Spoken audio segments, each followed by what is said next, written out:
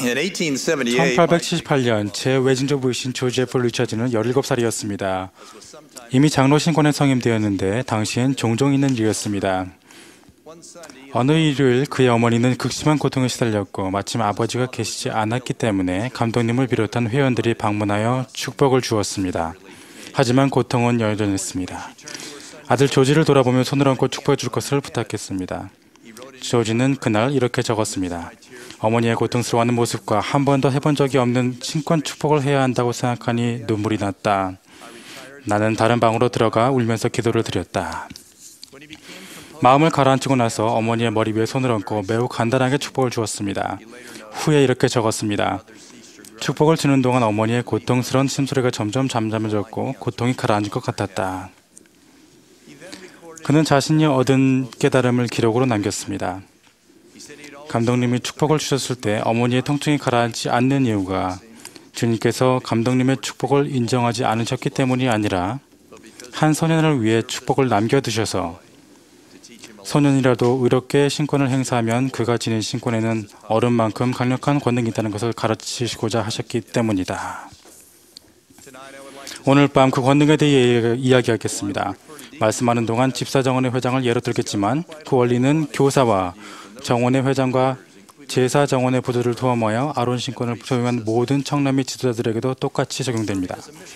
선교부 회장으로 봉사하면서 청년들의 영성과 지도력이 극적으로 증가하는 것을 보았습니다.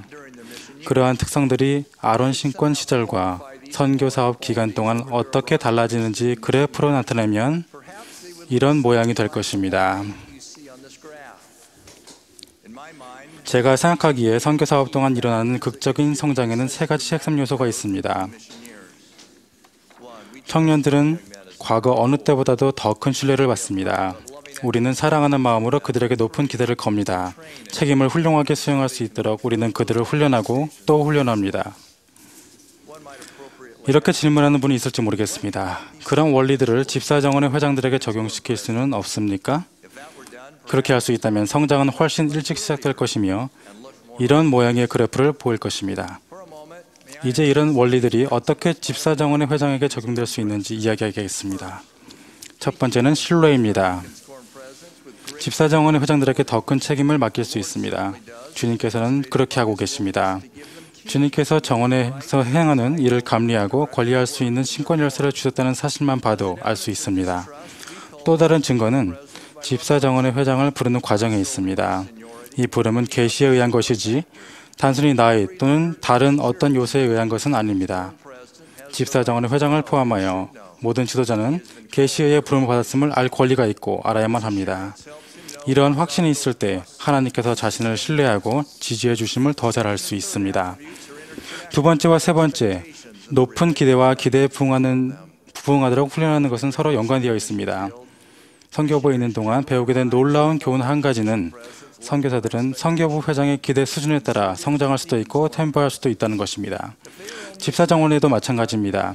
그들에게 기대하는 것이 정원의 모임의 사회를 보거나 감독단 청소년위원회 모임에 참석하는 일뿐이라면 실제로 하게 되는 일도 그뿐일 것입니다.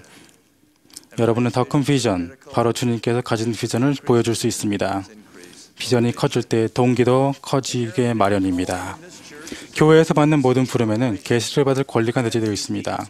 따라서 집사정원의 회장은 보좌를 추천하기 위해 계시를 받을 권리, 영적으로 잃어버린 자들을 구조하기 위해 계시받을 권리, 정원의 회원들에게 의무를 가르치고 훈련하기 위해 계시를 받을 권리를 갖고 있음을 알아야 합니다. 현명한 지도자는 이 원리들을 집사정원의 회장에 가르쳐 계시를 얻도록 도와줄 수 있습니다. 또한 주님께서 분명한 약속을 가르칠 것입니다. 만일 내가 구하면 계시 위에 계시를 받을 것이요. 계시를 주시는 일에 있어 주님께서는 한없이 관대하십니다. 조셉과 올리버를 이렇게 일깨워주지 않으셨습니까? 내가 물을 때마다 너는 나의 영역에서 가르침을 받았느니라. 집사정원의 회장 여러분, 이 말씀은 여러분에게도 마찬가지로 적용됩니다.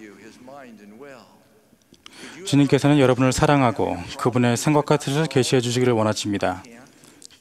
주님도 해결하지 못하는 문제는 없습니다.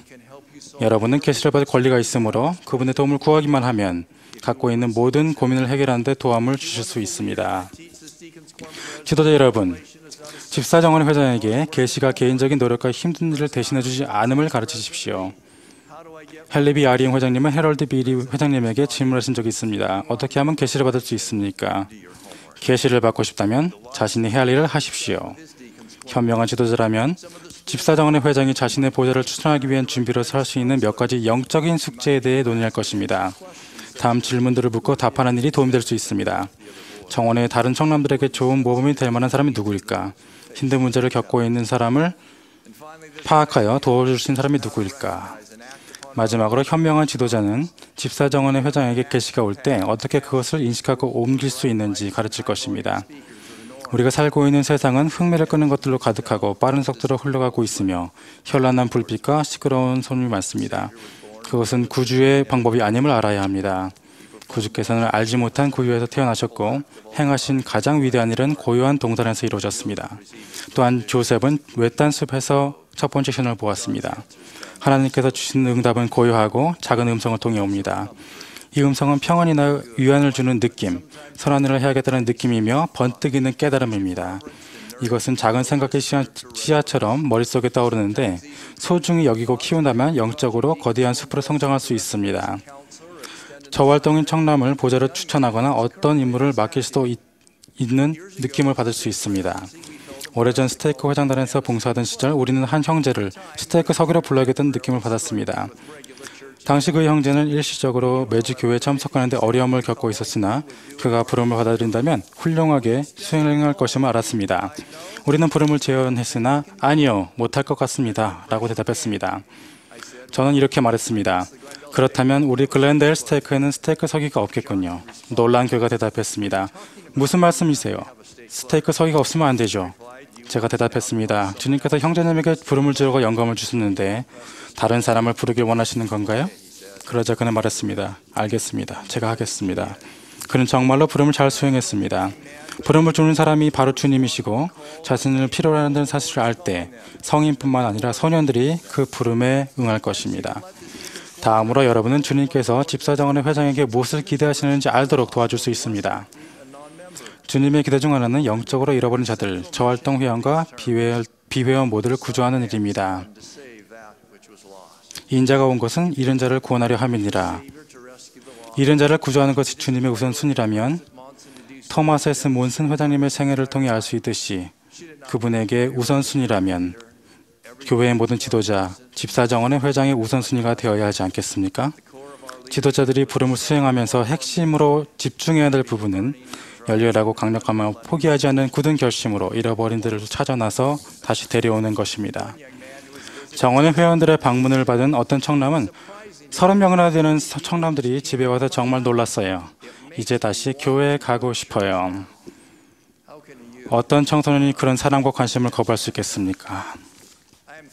집사정원의 회장이 비전을 갖고 이따금 정원의 공과를 가르친다는 이야기를 들을 때 큰 기쁨을 느낍니다. 몇 주 전 어느 집사 정원의 반에 참석했는데 12살 된 청남이 속죄를 주제로 25분짜리 공과를 가르쳤습니다. 집사들에게 속죄가 무엇이냐고 생각하냐는 질문으로 공과를 시작했습니다. 의미 있는 성물을 나누었고 깊이 있는 질문을 했으며 반원들은 대답했습니다. 준비한 공과보다 신간이 더 많이 남았다는 것을 깨달은 그는 지혜를 발휘했는데 아마 아버지가 미리 귀뜸해 주었을지도 모르겠습니다. 공과에 참석한 지도자들에게 선교 사업을 하는 동안 속죄에 대해 어떤 질문을 받았고 어떻게 답했는지 물었습니다. 자신의 간증으로 공과를 마쳤습니다. 저는 놀라움을 금치 못했습니다. 아론 신군은 소년 청남이었을 때 공과에서 한 번도 중요한 역할을 맡아본 적이 없는데 라고 생각했습니다. 우리는 청남들에 대한 기대와 비전을 높일 수 있고 그들은 분명히 그것에 부응할 것입니다. 여러분이 집사정원의 회장을 가장 잘 할 수 있는 방법은 그들이 앞에서 정원회를 이끌게 하고 여러분은 스포트라이트 밖으로 물러서는 것입니다. 여러분의 부름을 영원하게 하는 것은 자신이 훌륭한 경과를 전하고 잃어버린 사람을 구조하는 것이 아니라 그들이 그렇게 하도록 하는 것입니다. 잠재력을 가슴에 묻은 채로 생을 마치지 말라라는 옛말이 있습니다.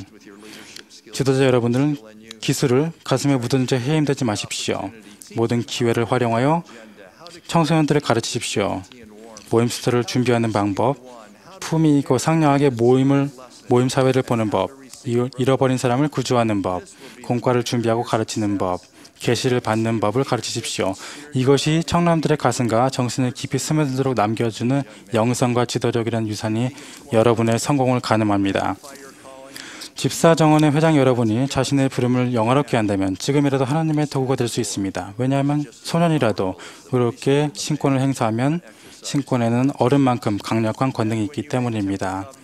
앞으로 성역을 맺고 선교사가 되고 미래의 교회 지도자가 되었을 때 여러분은 계시를 받는 방법, 다른 사람을 구조하는 방법, 권능과 권세를 갖고 왕국의 교리를 가르치는 방법을 이미 알고 있을 것입니다. 그리고 고귀한 유산을 지닌 청년이 되어 있을 것입니다. 세상의 구속주와 구속주 되시는 예수 그리스도의 이름으로 전합니다. 아멘.